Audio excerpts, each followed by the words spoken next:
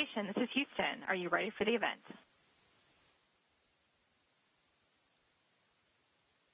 Suni says we're ready, so we are ready. White House, this is Mission Control Houston.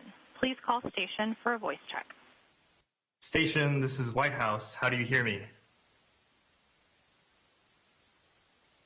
White House Station, welcome aboard the International Space Station. We have you loud and clear. Thank you so much. Good afternoon. My name is Kota Mizutani, and I serve as a senior advisor for the White House Office of Public Engagement. It is my pleasure to welcome and thank everyone who's tuning in for this special event from the White House with NASA astronauts Suni Williams and Butch Wilmore on the International Space Station. Thank you for the warm welcome.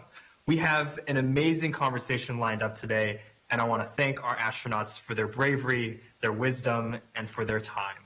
Without further ado, I will turn it over to the moderator for today's conversation, the distinguished Executive Secretary of our National Space Council, Chirag Parikh.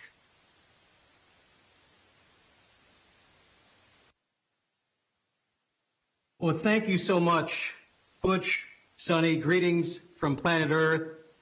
Greetings from the White House. I've spent a lifetime talking to people about space. It's such an honor and privilege to be talking to people in space right now.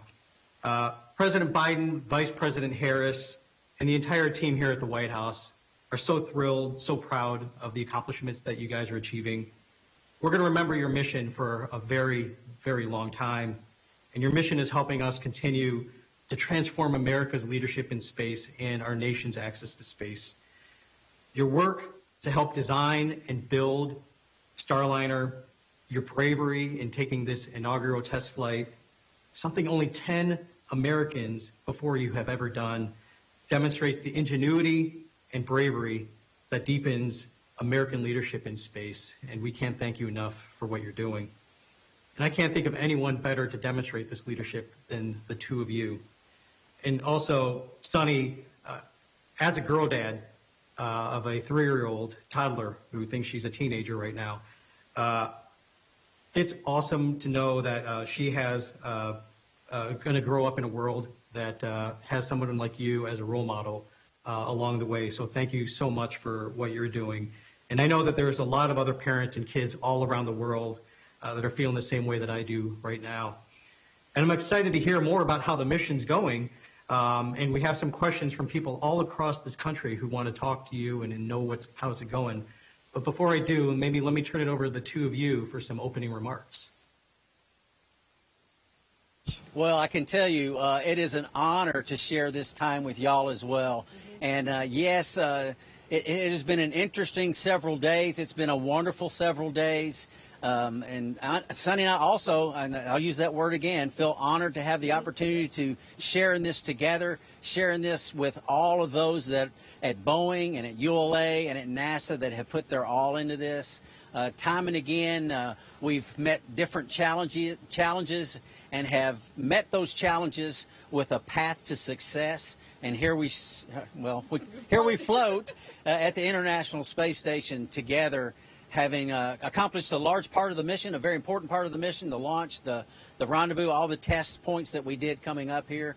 And to share some time with you is, like I said, special as well. And I can tell you, y'all must have some pretty good communication gear there at the White House, because that's the clearest sound I think we've heard since we've been here. I just want to echo Butch's words. It's just an honor to be here. It's an honor to talk to yourselves on the Space Council. It's an honor to talk to everybody who's out there interested and looking and watching. You know, we have huge shoulders that we stand on. You know, the people that came before us, you know, just paved the way. We've worked really hard with our NASA and Boeing counterparts, ULA, to get on an Atlas V and launch us up here.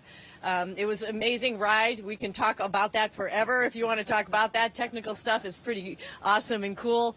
But just in general, you know, putting humans in space, you know, I said it right before I left, is a miracle. You know, humans orbiting the planet is just a miracle. And it takes, you know, millions of pieces and parts to get together to make that happen. And it's pretty amazing. And we're just honored and lucky to be here. as part of the little piece of the cog in the wheel that has made this possible for us to be part of this team. Oh, wonderful. And hey, thank you so much for those remarks. Absolutely. Without our industry partners, without our colleagues here on the ground across the country at NASA, and even our international partners, none of this could be possible to be able to see these achievements. So thank you so much for those great shout outs there. So let's start with a few Q&A questions along the way here. First one is, why is it important for America to have two unique crewed systems for the International Space Station and for low Earth orbit? Yeah, it's a great question. We've serially had spacecraft coming to space and obviously to build the International Space Station. And now we have two different spacecraft who are able to come to low Earth orbit to the International Space Station and take people up here or take people just to low Earth orbit for whatever commercial purposes. And, that capability, as we opened up the commercial crew program, we gave sort of vague requirements to allow American ingenuity to solve the problem. And, we've been lucky enough, up here on the space station right now is a Dragon, is Starliner, and is a Soyuz spacecraft. 3 spacecraft that take humans to space. And when you see and go in each of them and talk to each other about how these spacecraft operate and work, they're all different. And checking out that ingenuity and fostering that excitement for space in a way that would get college kids, high school kids, and even elementary kids pretty psyched about space all over the world. I think this is the role of the leader of spacefaring nations, to get more and more people interested, involved, and from there, one question after another gets asked and answered, and it just perpetuates itself. All right, great answer. Another one for you here, Suni. First audience question here, and this is coming from Matthew from San Francisco, California. He asks, how does it feel being the first woman and the first Asian American astronaut to fly on a test flight? What would you say to younger Asian Americans and also younger at heart who look up to you? It's a loaded question because there's just qualifications for the job, right? And it doesn't really matter who you are. I think that's the biggest thing when I'm talking to kids, it doesn't matter who you are, where you came from, what your ethnicity is, what your religion is. If you can do the job, you can do the job. And I challenge people to just get out there and do it.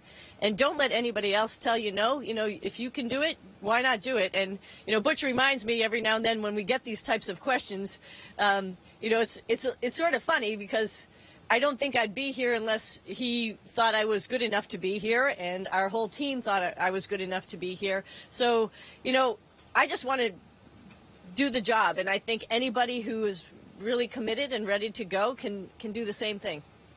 I'll add that it is a unique position she's in, absolutely. And I'm honored to also share this with her.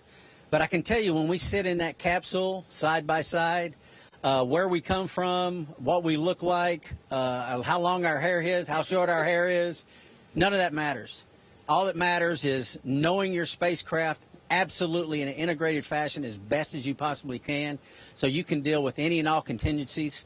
The ground, Mission Control, operates this spacecraft. We support them in operating it. But when it comes to flying it, they support us in flying it. And the person sitting in the right seat, person sitting in the left seat has to be capable. And that's what I understand and I get it. And it is a unique position. I'm grateful to share it with her, like I said. But capability, and she's the person to be in that seat, and I'm honored, like I said, to be there with her. I will add one more comment to it, though. I think we are very blessed and lucky to live in the United States of America. We have these opportunities that can be given to anybody. I know that's not the same all over the world. I wish it was, because it really doesn't, again, matter where you come from, what you look like, what your ethnicity is, what your religion is. In our country, these opportunities are out there, and you can take them if you want them. Those are both excellent. like she said. Both excellent points. That's okay. Go ahead. Oh, no, please keep going. This is a great conversation. Well, I was just going to say, I mean, it's in our national anthem. We are one nation under God, indivisible. That's what we are. And you put that combination of those three together, and you do some pretty amazing things. And that's what this nation was built on, and that's what this space program, our human space program, space flight program, continues to forge forward, and it does just that, working together for the common good of all. Excellent points from the both of you, and absolutely, it is both a honor and a privilege to work space matters, whether you're hundreds of miles above the Earth or sitting at the White House. It is an absolute privilege to be able to have these opportunities in this great land. Butch, question for you from Hudson from Lafayette, Louisiana. He asks, what do you enjoy most about your time being in space, and at what age were you inspired to become an astronaut?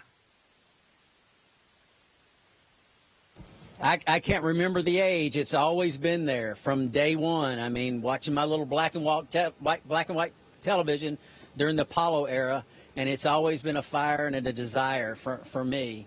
What is it that, it's the job. It's taking a problem and being a part of the big team that solves it.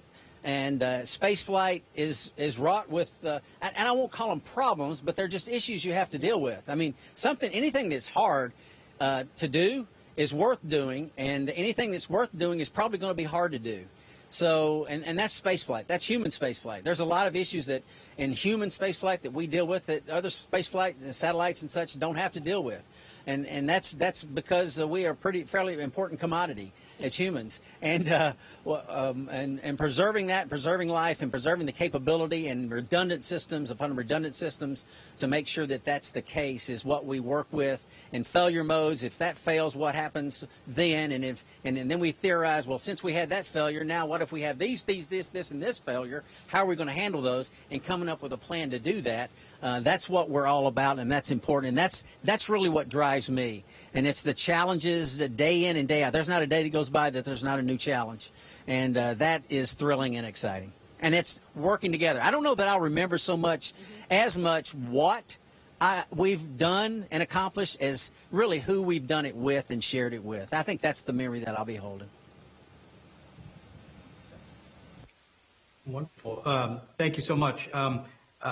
We have a couple of questions left here with the short time windows that we have. Thank you to Dr. Kepler there.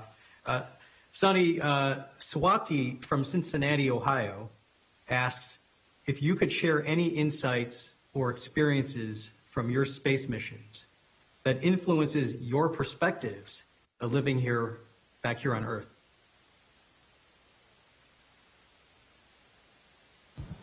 Oh, absolutely. On my first mission, I was down on the mid-neck of the space shuttle and was rearranging everything. We went from a rocket to a spaceship, and so you have to change a bunch of stuff and get the place ready for people to live in it for a couple days as you're getting ready to dock to the International Space Station. We had a day there that we were just orbiting as we were, just like we did on Starliner, to catch up to the space station. And my commander, Mark Polanski, said, "Suni, come here." And I flew up the stairs, and I was like, "Oh my God, I don't have to walk up the stairs. This is pretty amazing. This is so cool." And that just was awesome. And I hadn't looked at myself in the mirror yet, but I flew up the stairs, and then I saw the planet, outside the shuttle windows, just like Butch and I saw the planet outside of our window on Starliner, or as you see out the windows right here on the International Space Station. And you look down at it, and you're just like, "Whoa, they're right." In elementary school, they said the Earth is round, and it absolutely is. And I'm saying that sort of as a little bit of a joke, but just that ability to see that and that reality was like, wow, there are people on Earth, centuries ago who figured all this out, and they didn't have to have the opportunity to come to space, but they tapped into their mind and they figured out things, and it was like, wow, this is just amazing. And it makes you think about what the human brain can actually do if you use it in a proper way and really study and think about stuff. You can think of abstract thoughts that are not quite at your eyeball. And the second concept that came to me that same moment was like, it's just our planet. That's all we have. We have one planet that we know of as human beings where we all live, and it's a little crazy that we all don't get along. I mean, this is it. This is our spaceship in the universe, and we really ought to get along. And it made me really want to go see places all over the Earth and just talk to people about how wonderful of a planet it is and how we should really think of it that way and conserve it. Yeah, that's amazing, and particularly when you think about the overview effect that people such as yourselves have the opportunity to experience. We hope that you're able to convey and share that type of experience around the world, because absolutely, from space, there are no political boundaries, and it's just planet Earth. So thank you so much for that element there. Last question is for both of you, from Michael from Fairfax, Virginia, and he asked the two of you, how does your body feel when you return to Earth after a mission, and how long does it take until you're adjusted back to normal life, whatever normal life is, both mentally and physically?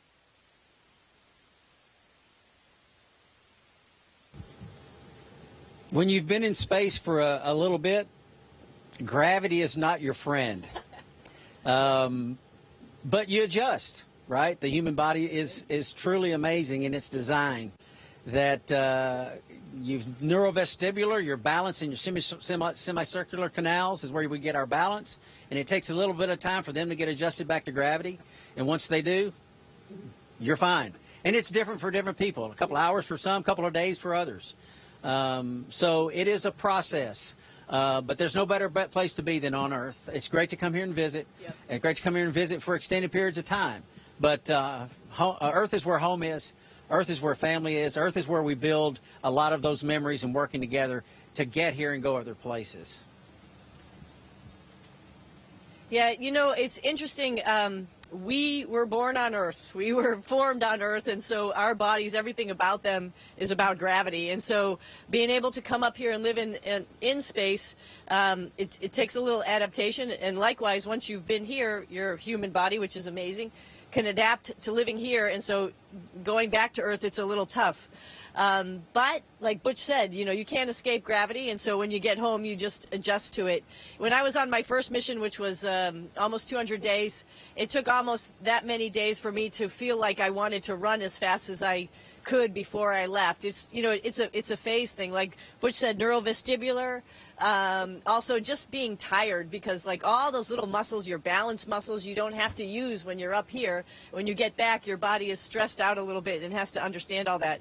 We do have exercise equipment to help us prepare for coming home. We have a treadmill, which we strap ourselves down to. We have a bicycle, which we clip our feet into, and we actually have a resistive exercise device where we can, with a bar, through vacuum, can lift weights and do what's really important to us for bone density, squats and deadlifts, to make sure that we are ready to be able to walk when we get back home, no problem. And it's been super, super successful, and it's been allowed many astronauts to come back home after being here on the International Space Station for 6 months, up to a year even, to be fine and be able to do that rehabilitation and be able to get back to life on Earth. So, like Butch said, life on Earth is really the best thing ever, and we'll be happy to go back home when it's our time to go back home. Well, Butch, but Suni, you can't do this on Earth, so this makes it special. Well, Butch, Suni, we're looking forward to welcoming you back here on Earth. We're also looking forward to having you come visit us at the White House. Have a safe journey home, and thank you for all that you're doing for our nation and our world, and we look forward to your safe return. Thank you again. And we look forward to a safe return. Thank you. Thank you. Thank you all. Station, this is Houston ACR. That concludes the event. Thank you. Thank you to all participants. Station, we are now resuming operational audio communication.